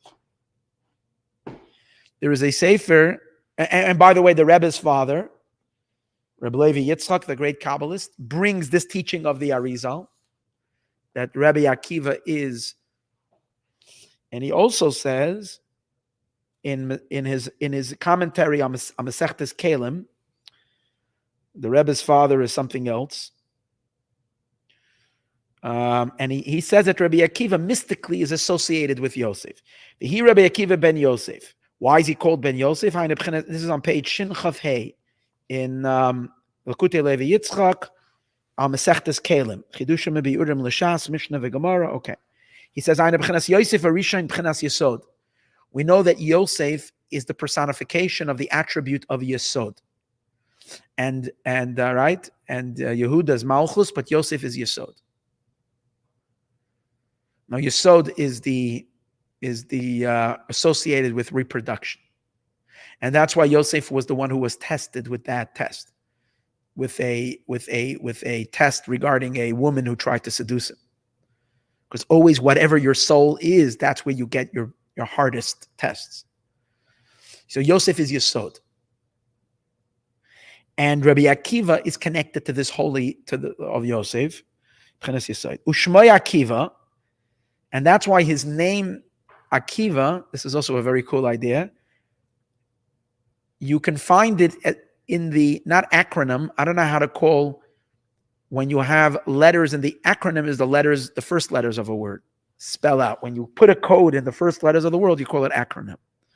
I don't know what you call when you have the last letters of a word spell something. Sofei Tevis, I don't know. If you call it also acronym, maybe it's a acronym from the last letters, but I'm not exactly sure. Any case, which verse? There's a verse that says, very, very famous verse, Or zarua latzadik uliyishrei leiv simcha, which means a light is planted latzadik for the saintly one, uliyishrei leiv, and to the straight-hearted simcha, joy. The latter letters of the word Or zarua latzadik uliyishrei leiv simcha spell Akiva. Because Akiva is this tzaddik, or the light that is planted for the tzaddik is Rabbi Akiva. Tzaddik is Yesod. That's why from all people, who do we call tzaddik? Yosef is called tzaddik. Yosef a tzaddik. Because someone who's very, very clean in matters of morality, matters of sexual holiness, that's called a tzaddik. In the Zohar, that's when you call someone a tzaddik. So Rabbi Akiva comes out of those words because Rabbi Akiva is that same energy, because he has the same soul of Yosef, the same idea, the same energy. Tzaddik ub'chinas Yesod. And then he brings Abir Yaakov also is from the Arizal, is the letters Rabbi Akiva. Okay. I'm just pointing to you that Rabbi Akiva and Yosef are very deeply linked. But let's take it one more step further. This is cool. Bear with me another 20 minutes for the class, probably. There's a book called Kizvei Reb Chaim Avram Beichovsky. I think it's Reb Chaim Avram. Chaim Eliezer. No. This was a Chabad Chassid who lived in the early 1900s or the late 1800s. And he was similar to the Rebbe's father. He has an incredible blend of Chassidus and Kabbalah.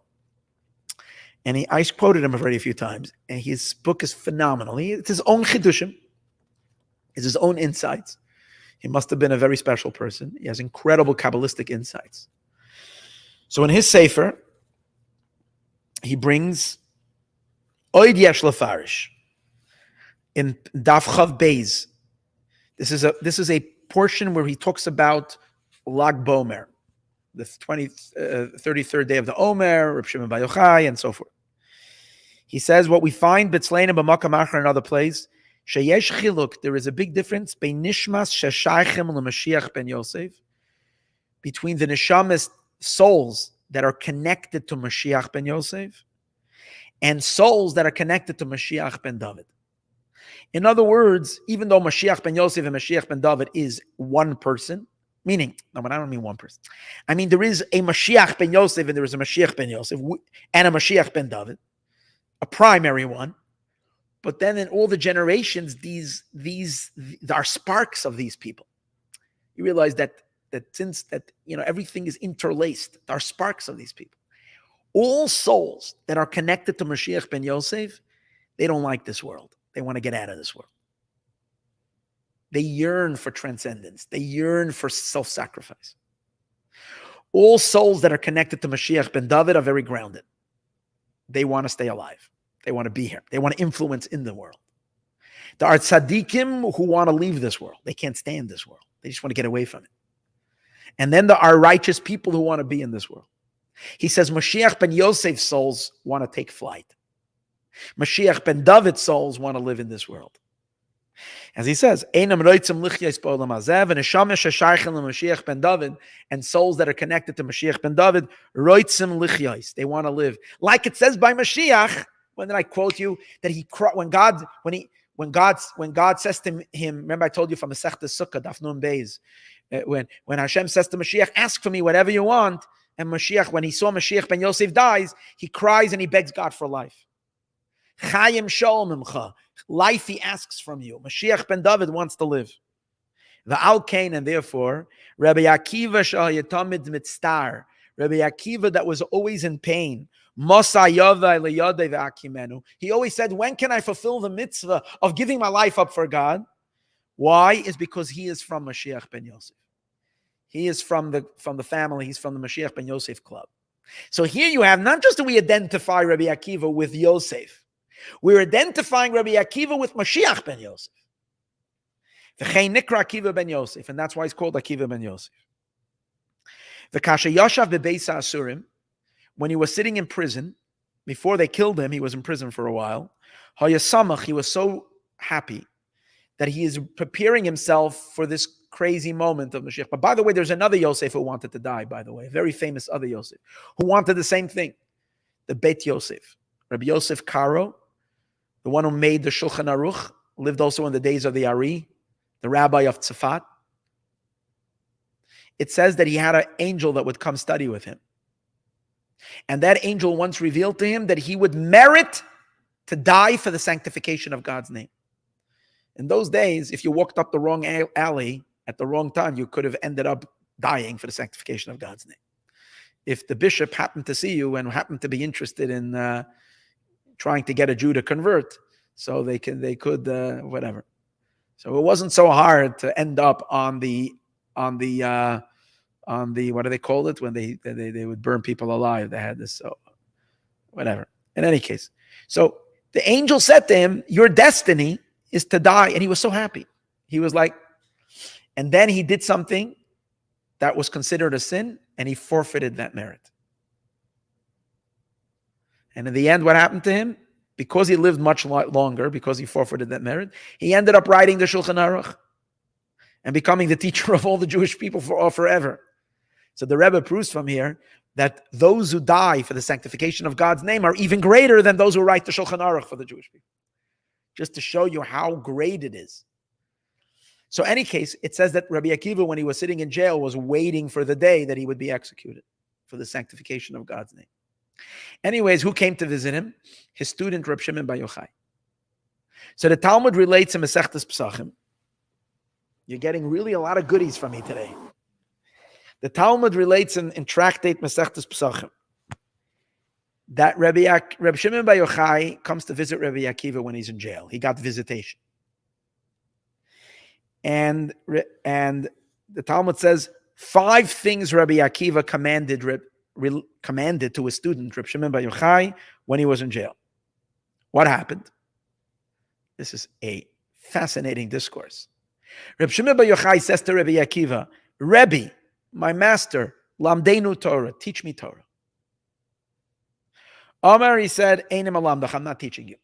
Nope, no class today. He came on the wrong day. Omar Loi, he said to him, Im ein atam alamdeni, if you don't teach me, ani oimer leYochi Abba, I'm going to talk to my father Yochi, Reb Shimon Bar Yochai. I'm going to talk to Yochai, my father, and he's going to report you to the government. In other words, he's going to make sure that you. The commentators say he was already in prison. What is he going to report him? He said he can make things much worse for you. He can add on that they'll charge you with much greater charge. He threatened him. If you don't teach me, I'm going to tell my father, and my father will make sure that the government comes down harsher on you. Everybody asks the question, the Marsha, what do you mean? He's threatening his teacher. It's like with causing him. Anyways, on the simple level, he was trying to show him how desperate he wants him to teach him. That I'm going to take at all means, and if you're going to make me do this, I'm going to get you in trouble for not teaching me. Amar Allah, he said, Bini, my son, more than the calf wants to nurse, the mom wants to nurse the baby. As the mom has extra milk, she just wants to nurse the baby. She does not want, she's so uncomfortable, more than the baby wants to nurse. In other words, he's basically saying, Rabbi Akiva is saying to Reb Shimon Bar Yochai, I want to nurse you more than you want to nurse. But I can't. Anyways, there's a dialogue back over here, and he tells him what to do. So I'm not going to tell you the rest of the story. You can look it up in Masechtas Pesachim, Daf Kuf Yud Beis, page 112. And I'll tell you a secret. The reason I'm not telling you the rest of the story is because I didn't read it yet. So I don't know what it says the rest. I only read the part that I needed for today's class. So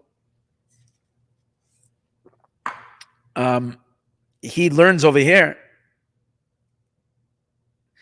When Reb Shimon Bar Yochai was a Moshiach ben Dovid soul, Rabbi Akiva was a Moshiach ben Yosef soul. Moshiach ben Yosef souls, they want to go up there. They're not interested in teaching down here. They're more into mysticism and disappearing up there. Moshiach ben Dovid wants to be grounded in this world, influence this world. So Shimon Bar Yochai says, teach me. Rabbi Akiva says, I'm not interested. I'm busy doing my meditations now. I'm preparing for my passing away. I'm up there in the higher realms. So he said to him, if you don't teach me, I'm going to tell my father, and we're going to give you over la malcha. Simply, it means we're going to report you to the government. But the deeper meaning is, we're going to disconnect you from Yosef, and we're going to hook you up with Malchus. Yosef is Yesod. Malchus, the attribute of kingship. Malchus, the difference between Malchus and Yesod is the transcendental elements of God, masculine energies, and Malchus is feminine energies, the grounded energies.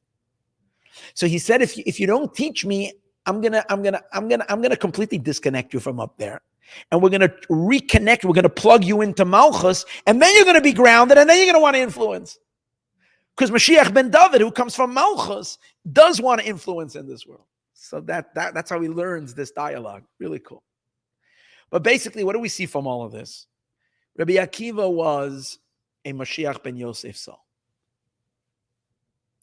Now we'll understand why he was such a champion for Bar Kokhba. Because what's the job of Moshiach ben Yosef? Now again, let's understand something. Every Moshiach ben Dovid needs a Moshiach ben Yosef. We're trying to say it's the same person. Okay? But even if it's the same person, I have to say one more important point before we can complete this thought. When I'm presenting to you that Mashiach ben Yosef and Mashiach ben Dovid is the same individual, 2 stages in his life, we said earlier that in the first stage, he's plugging into the spiritual energies of Joseph. And then and later he plugs into Mashiach ben Dovid.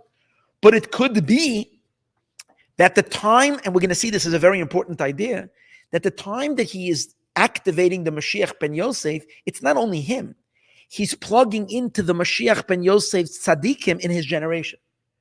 In other words, in every generation, there are Mashiach ben Yosef sparks. And there could be one particular tzaddik who's a powerful Mashiach ben Yosef individual. But the Mashiach ben Dovid, who's at the time of Cheskas Mashiach, at the time of when he is in his early stages of the Messianic revelation, when he's still battling evil in this world, when he's still concluding the exile that we spoke earlier, which is Mashiach ben Yosef, he is the Mashiach ben Yosef, but he's collecting energy, he's plugging in from someone, a tzaddik in his generation, who is Mashiach ben Yosef. He is primarily a Mashiach ben Dovid being. So when he's running the Ben Yosef program, he needs to receive that energy from someone who is Yosef in his generation. And since the Mashiach ben Yosef is only here to support Mashiach ben Dovid, we can understand why Rabbi Akiva, who is the Mashiach ben Yosef energy in his generation, wants to hook up with Bar Kokhba. And why he is the one who was championing him, and he basically hit the campaign trail for him. He was campaigning for him. Why Rabbi Akiva more than anybody else? There were also, Rambam says that all the rabbis of the generation were followers. Almost all the rabbis of the generation were followers of Bar Kokhba and believed it. Why Rabbi Akiva stretched his neck out on the line? So much so that he went to battle with him. That's what it says. Why? Because the one that's Mashiach ben Yosef needs to support Mashiach ben Dovid. And remember, I said earlier from the Shalah, part of the tikkun of Mashiach ben Yosef is to die for Mashiach ben Dovid. To join. It's a duo. It's a power from these two tzaddikim together. So Mashiach, Rabbi Akiva is doing whatever he can to support Bar Kokhba and to energize him, hoping. Now here's the thing: when was Rabbi Akiva doing that? When Bar Kokhba was in the Cheskas Mashiach state. In other words, when the Mashiach ben Dovid is still operating as Mashiach ben Yosef in his presumed state, like Bar Kokhba was. He obviously didn't reach the Mashiach Vadai state, the Mashiach ben Dovid state. He is then plugging in and needs to receive energy and support from, either he has it within himself, but it's also possible that he receives it from someone else, from another tzaddik in the generation, and that tzaddik is fully supporting him, and that tzaddik is joining with him. Now we can understand why Rabbi Akiva was such an adamant follower and willing to die for Bar Kokhba. Okay? So now we will see what Yochanan ben Turta said to Rabbi Akiva. Now we'll understand the depth of what he said. He said to him, Akiva, I understand what you're doing. You are willing to lay your life on the line. You're willing to die because you want to activate. You want to surrender yourself completely to Moshiach. You want to transfer all your energies into his soul. You want to activate him. And you're hoping that that once he completes the task of Mashiach ben Yosef, which is to fight the wars, to do the preliminary things, his Moshiach ben Dovid qualities will kick in, will fire up, and he will then become the ultimate Moshiach, the Moshiach ben Dovid. He says, but the problem, you're right, it would be great if the generation was ready. But the generation is not ready. And your Moshiach ben Yosef candidate, who's truly Moshiach ben Yosef, and you're doing a phenomenal job in empowering him, will never make it to the Moshiach ben David state. Why?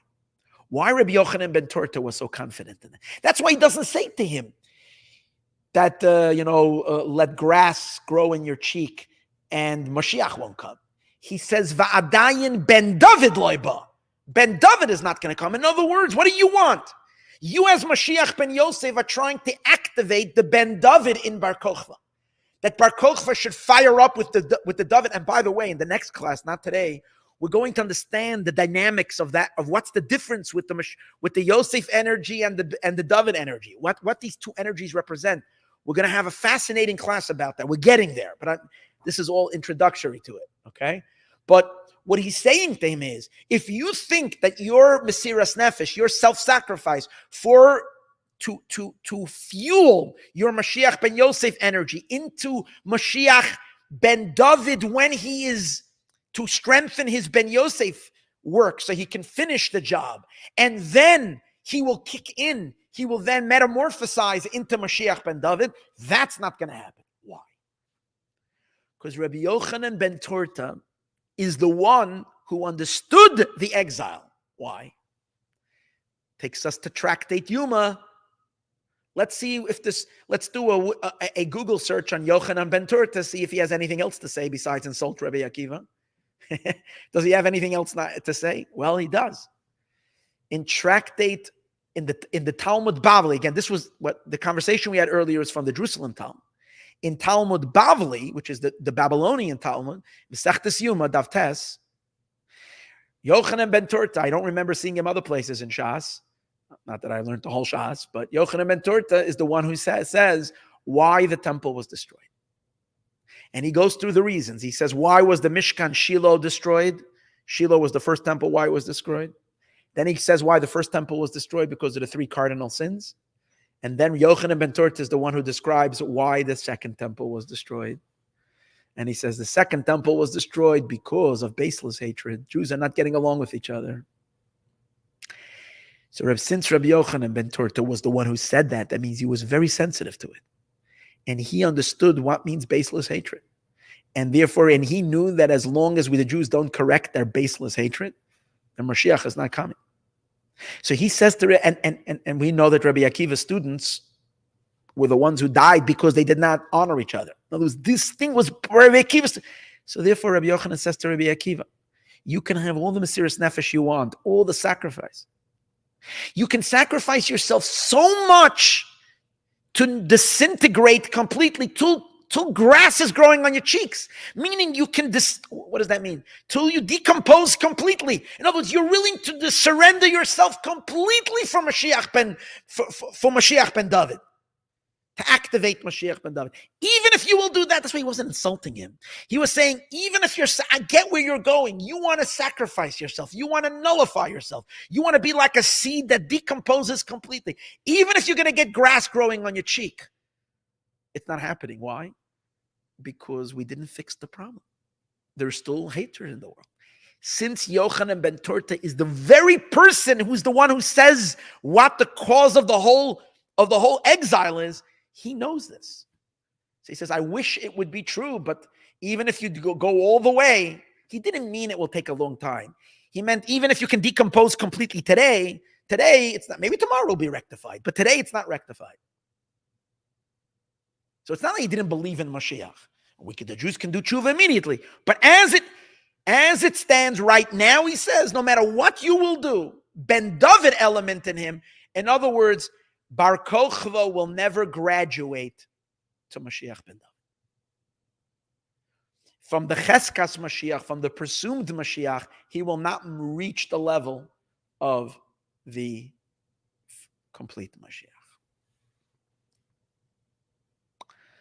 This is the understanding now that we're getting that the two could be one person. There's also an interesting Orach Chaim supporting this concept. But I think we're going to leave that. And I plan on doing class number 4 on this tomorrow. I don't want to waste time. It's before Pesach. We want to get this all out. I don't think that tomorrow's class will still complete the subject, but at least we're gonna get some really, really interesting Hasidic insight into Moshiach ben Dovid and Moshiach ben Yosef, their energies, why Yosef first, what has to happen, how does it all work, and then how is it actually unfolding in our generation. Bezrat Hashem.